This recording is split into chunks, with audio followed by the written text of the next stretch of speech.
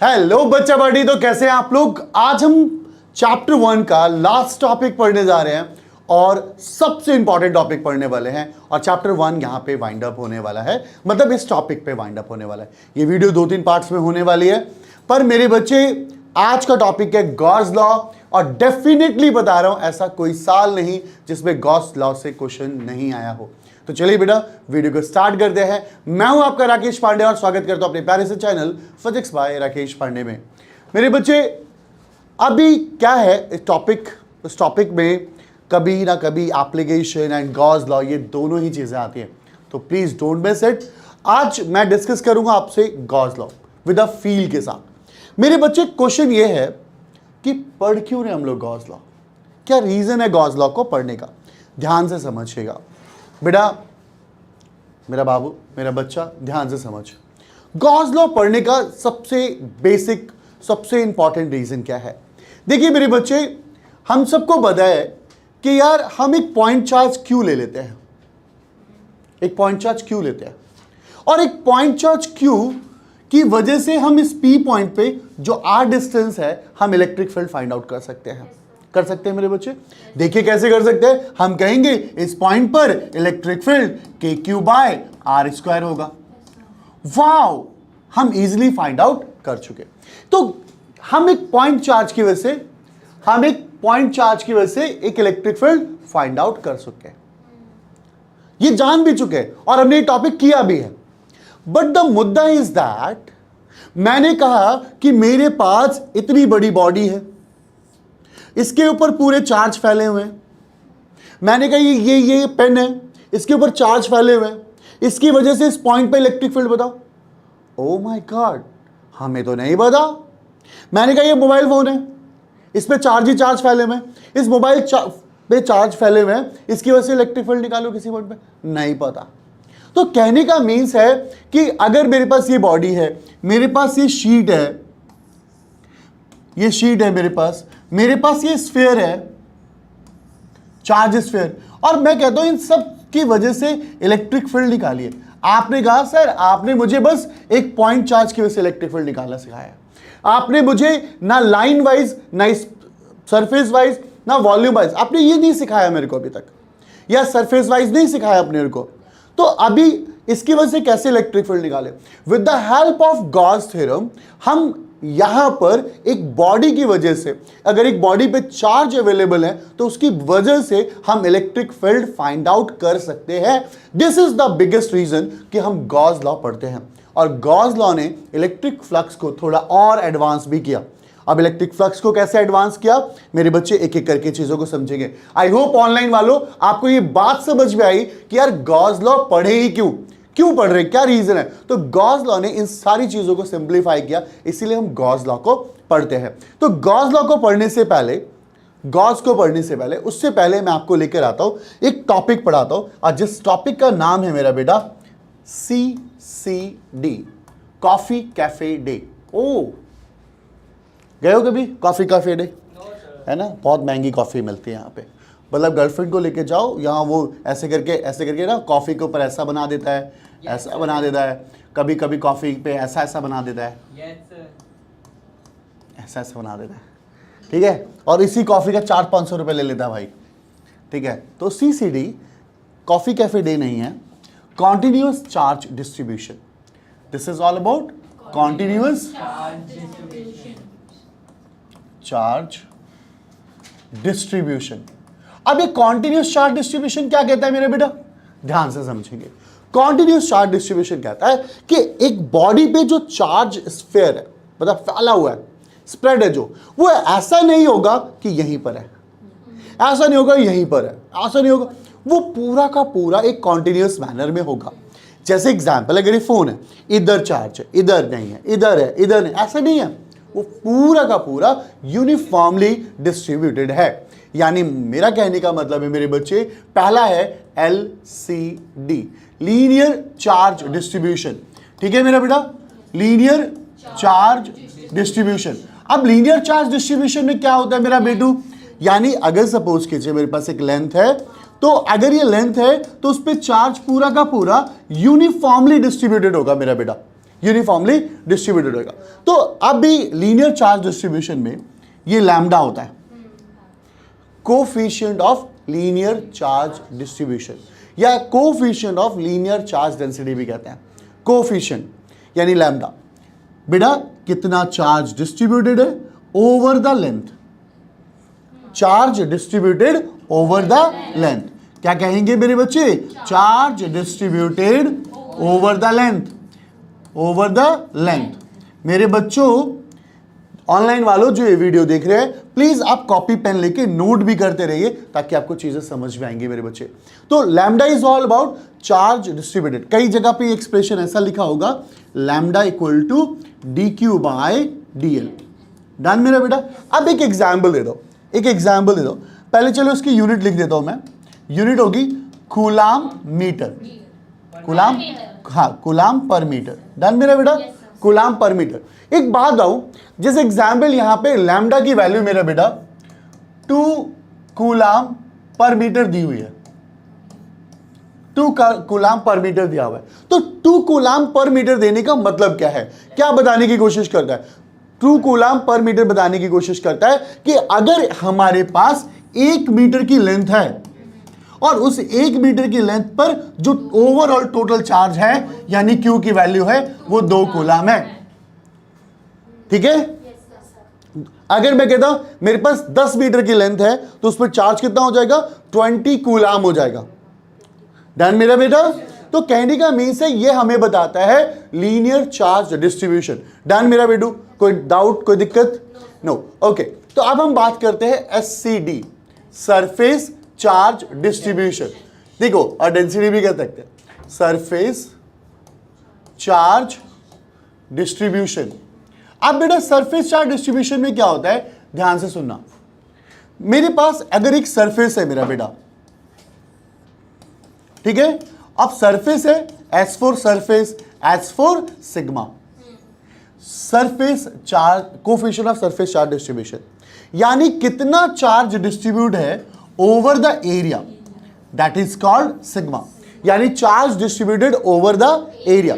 Sigma equal to Q by A होता है my dear. अब यार एक बात आओ, इसकी यूनिट क्या होगी मेरे बेटे?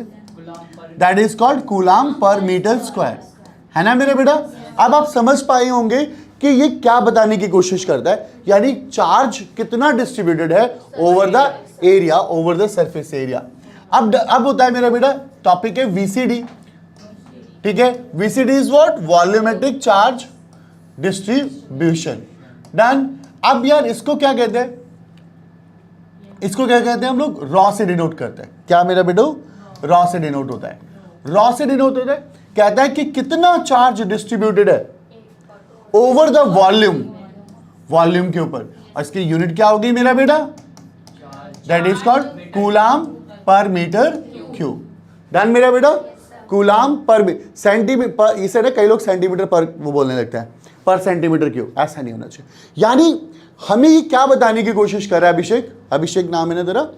राजेश। राजेश क्या बताने की कोशिश कर रही है कि कितना चार्ज डिस्ट्रीब्यूटेड है ओवर द वॉल्यूम। डन मेरा बेटा।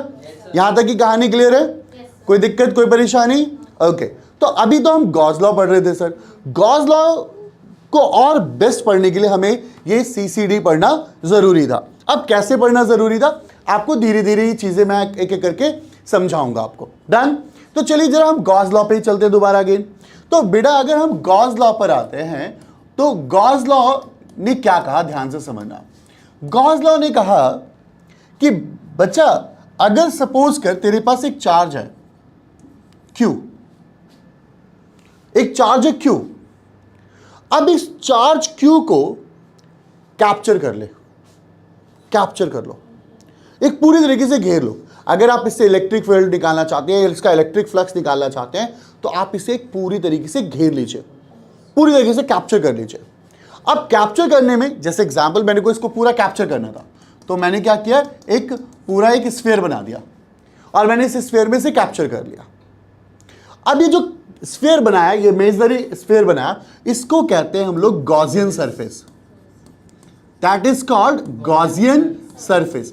ये मेरा बेटा गॉसियन सरफेस होता है। उसने कहा चार्ज को एकदम पकड़ लो, खूब चमे ले लो, उसे पूरी तरीके से घेर लो। हमने उसको चार्ज को घेर लिया। अब जब चार्ज को घेरा हमने तो देखो क्या हुआ, मुझे एक सिंपल से टर्म्स में बताना, एक इमेजिनेशन करिएगा थोड़ा सा कि आपने एक जलते हुए बल्ब को एक डार्क से किसी चीज में बंद कर दिया और उस डार्क में से एक छोटा सा होल कर दिया, है ना, तो एक रेस ही निकल रही होगी, एक रेस ही निकलेगी। तो अब गॉस ने क्या कहा, पहले आप समझिएगा, देखिएगा, ऑब्वियसली इसमें से ऐसे करके रेस निकलेंगी और ये यहां पे वो तो लाइट की बात करो, जब मैं इसकी बात करूंगा अगर ये पॉजिटिव चार्ज है तो इलेक्ट्रिक फील्ड कुछ ऐसा बाहर आता हुआ दिखेगा, ऐसा दिखेगा मेरे बच्चे। तो गॉस ने क्या कहा, सुनना, गॉस ने कहा total flux enclosed by the close surface, total flux मतलब इस एरिया ने जितना फ्लक्स किया, total flux enclosed bye closed surface. Done मेरा बेटू? टोटल फ्लक्स जो होगा इस क्लोज सरफेस ने जो भी बनाया। अब फ्लक्स क्यों बोल रहा हूं बेटा, क्योंकि इसमें से बहुत सारी इलेक्ट्रिक फील्ड लाइंस वहां से निकलेंगी एक पर्टिकुलर एरिया से। Total flux enclosed by close surface is equal to 1 upon epsilon naught times to the total charge enclosed in that surface. Done मेरा बेटू? अभी अपन कहानी समझाता है तुम्हें, अभी आप कहानी को समझाता हूं, ध्यान से समझो कैसे हुआ। मतलब उसने कहा कि जो भी टोटल फ्लक्स होगा, फाई से फ्लक्स को इंडिकेट करते हैं, जो भी टोटल फ्लक्स होगा वो इक्वल होगा, ये टोटल फ्लक्स है मेरा बेटा, वो 1 upon epsilon naught times to the total charge enclosed in that surface, enclosed in the total charge enclosed in the closed surface। जो भी क्लोज सरफेस है ना, उसने कितना चार्ज कैप्चर किया। मतलब आपको फ्लक्स, ओ माय गॉड, अभी तक फ्लक्स निकालने का बहुत बेहतरीन और बहुत सिंपल सा तरीका फाइंड आउट कर दिया हम लोगों ने, देखो तो ध्यान से। उसने कहा यार कुछ मत कर भाई, टोटल फ्लक्स निकालना है ना, क्या कर, Q बाय एप्सिलॉन नॉट कर दे, Q बाय एप्सिलॉन नॉट कर दे। यहां पे जो तेरा Q होगा मेरा बेटा, ये जो Q होगा ये तो टोटल फ्लक्स होगा, और ये क्या होगा, ये टोटल चार्ज होगा, और एप्सिलॉन नॉट क्या होगा, परमिटिविटी होगा, ठीक है, परमिटिविटी ऑफ फ्री स्पेस होगा। अभी अपन समझेंगे। उसने कहा यार एक एग्जाम्पल, उसने कहा कि भाई यार देख लो, ध्यान से सुनना, ये क्या हुआ, मेरे पास 2 माइक्रोकूलम का चार्ज था, यहां पर -3 माइक्रोकूलम का चार्ज था, यहां पर 6 माइक्रोकूलम का चार्ज था, यहां पे 7 माइक्रोकूलम का चार्ज था, यहां पे -10 माइक्रोकूलम का चार्ज था। सुनना, अभी क्या हुआ, अभी समझने का है, थोड़ा सा देखो। अपन ना सर्कल बनाते हैं, अपन सर्कल बना ले जरा, तो देखिए क्या से बनाएगा। मैंने कहा यार इसका सर्कल बनाता हूं, इसका, ठीक है, इसका सर्कल बना लिया मैंने। अब देखो इसका सर्कल बना दिया। अगर मुझसे कोई पूछे भाई इतने सारे चार्ज फैले में, आई डोंट केयर, मैंने जो कैप्चर किया है वो किसको किया है, 2 माइक्रोकूलम को कैप्चर किया है। अगर मैंने 2 माइक्रोकूलम को कैप्चर किया है तो इसका जो टोटल फ्लक्स होगा वो phi equal to 2 microcoulomb upon में एप्सिलॉन नॉट होगा। डन? अब मैंने क्या किया, ध्यान से सुनो, अब मैंने यहां पे थोड़ा और लगाया। देखो अभी अपन ना ये ऐसे, अब इसको ऐसे लेके आते हैं, अब इसको ऐसे लेकर आते हैं, ऐसे ऐसे ऐसे ऐसे, अब ऐसे लेकर आते हैं। मैंने कहा ये जो सर्कल है, ये जो सर्कल है, अब इसकी वजह से फ्लक्स बताओ। तो सबको ऐड, आप सबको ऐड करना पड़ेगा। अब यहां पे सबको ऐड करना पड़ेगा, मतलब क्या हुआ 8 और 7 15, 8 7 15 माइनस 3 यानी 12। तो यार इसका आंसर कितना हो जाएगा, इस सर्कल की वजह से कितना हो जाएगा, यानी phi equal to 12 microcoulomb divided by epsilon naught. Got it. Yes sir. अब जिस सर्कल, आपने कितना बड़ा एरिया डिसाइड किया है, कितना कैप्चर किया हुआ है, कितने फ्लक्स को कंसीडर करना चाहते हो, कितना चार्ज कंसीडर करना चाहते हो, इस पे भी डिपेंड करता है। जब अगर आपने अगर सपोज कीजिए आपने क्या किया, आपने किया यहां पर कि बस यार मैं तो बस इतने वाले चार्ज को वो करना चाहता हूं, इतने वाले चार्ज को लेना चाहता हूं, ले लो। आप फ्लक्स इतने वाले चार्ज की वजह से निकाल लो, वो हो जाएगा क्या 3 microcoulomb divided by epsilon naught. ओ भाई कुल मिलाकर कहानी क्या है कि आप कितना चार्ज कैप्चर करना चाहते हैं। तो अभी अपन को समझ में आया कि भाई अगर फ्लक्स निकालना है तो आप इस तरीके से निकाल सकते हैं। ओ यार ये तो हमने पहले सीखा नहीं। अब ध्यान से सुनो भाई, कोमल ने बगावत कर दी। सर फ्लक्स कहता है मतलब Q upon epsilon naught, phi equal to Q by epsilon naught, phi equal to Q by epsilon naught. phi equal to Q by epsilon naught क्या कहता है मेरे बच्चे कि यार टोटल फ्लक्स ये होगा, ठीक है डन, ये टोटल फ्लक्स होगा। चल मेरी बात समझ में आ गई। यानी सर जो हमने वो पहले फॉर्मूला पढ़ा वो क्या था, वो गलत था क्या? क्या फ्लक्स जो हमने पढ़ा वो मैं कैसे मान लूं कि गॉस ने ये सही बोला है? हम प्रूफ भी करेंगे अभी गॉस को, पर देखो अब फाइनल एक्सप्रेशन कैसे लिखेंगे हम लोग, देखिए ध्यान से। मान लीजिए हमने एक सर्कल बनाया, है एक स्फीयर बना दिया। अब इसका स्फीयर के अंदर ध्यान से सुनना कि ये मान लीजिए सेंटर से ये इलेक्ट्रिक फील्ड लाइन निकल गई। अब यहां पे ध्यान से सुनिए, यहां मान लेता हूं प्लस Q चार्ज है। मैंने एक छोटा सा एरिया कंसीडर कर लिया और छोटे से एरिया का नाम दिया मैंने ds। बेटू मेरा ध्यान से सुन, इसका एरिया वेक्टर कैसे होगा, ऐसे होगा एरिया वेक्टर। अब ये बता मेरे को कि यार इलेक्ट्रिक फील्ड इस डायरेक्शन में, एरिया वेक्टर इस डायरेक्शन में, थीटा कितना होगा 0 डिग्री होगा। अच्छा एक्सप्रेशन की बात करते हैं, पहले गॉस का एक फाइनल एक्सप्रेशन लिखते हैं। देख मेरे बच्चे, फ्लक्स हम ऐसा कर सकते हैं, इसे कहते हैं surface integral E ds cos theta. यार फ्लक्स है ना यार, टोटल फ्लक्स को हम ऐसे लिखेंगे ना, मैंने छोटे से एरिया का फ्लक्स निकाला, अब इसी तरीके से इंटीग्रेट करते करते मैं टोटल सरफेस निकाल लूंगा। अब is equal to Q by epsilon naught. तो ये भी एक एक्सप्रेशन, मेन एक्सप्रेशन है गॉस का। बट यहां पर पांडे ने बगावत कर दी, सर मैं कैसे मान लूं कि गॉस का एक्सप्रेशन करेक्ट है। तो अभी हम इसको प्रूफ करके देखेंगे, गॉस के एक्सप्रेशन को प्रूफ करके देखेंगे कि जो हम पढ़ रहे हैं रियलिटी में वो आया कैसे, सही भी है या नहीं है। चले देखते हैं जरा इसको। अब हमने कहा ये मेरे पास स्फीयर है, ये आर है, और मेरा जो टॉपिक चल रहा है वो अब टॉपिक का नाम है, गॉस करा दिया मैंने, proof of Gauss theorem. Proof of Gauss theorem done.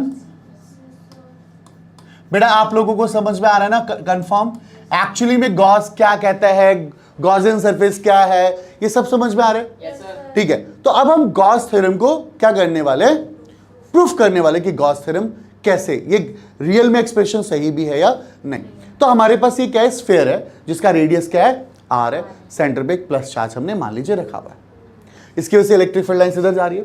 तो आप देखिए बेटा, अगर मैं इसका फ्लक्स निकालूं टोटल, तो टोटल फ्लक्स का फॉर्मूला होगा सरफेस इंटीग्रल, इसे सरफेस इंटीग्रल कहते हैं, E ds cos theta.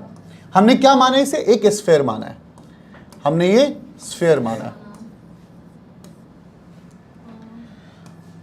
phi equal to E बाहर, सरफेस इंटीग्रल ds और cos 0 डिग्री लिख सकता हूं, phi, ठीक है, फाइव। अच्छा, इलेक्ट्रिक फील्ड का फॉर्मूला क्या होता है? 1/4πε0 Q/r²। अगर मैं इस पॉइंट पे निकालू तो इलेक्ट्रिक फील्ड, अरे इस चार्ज की वजह से इस पी पॉइंट पे इलेक्ट्रिक फील्ड अगर निकालू, ये पी पॉइंट मान लेता हूं, तो यही तो फॉर्मूला होगा। ओके, अब सरफेस का इंटीग्रेशन करता हूं मैं। अगर मैं स्फीयर का इंटीग्रेशन करूंगा तो पूरा टोटल सरफेस एरिया क्या आएगा? 4πr², total surface area of a sphere. And cos 0 क्या होता है? 1। ओह माय गॉड, ये क्या है? ये कट गया, 4π से 4π गया, r² से r² गया। Oh my god Pandey sir, you are totally right. Phi का formula Q/ε0 and Gauss theorem proof हो गया। बोल मेरा बेटू, क्या बात समझ में आई?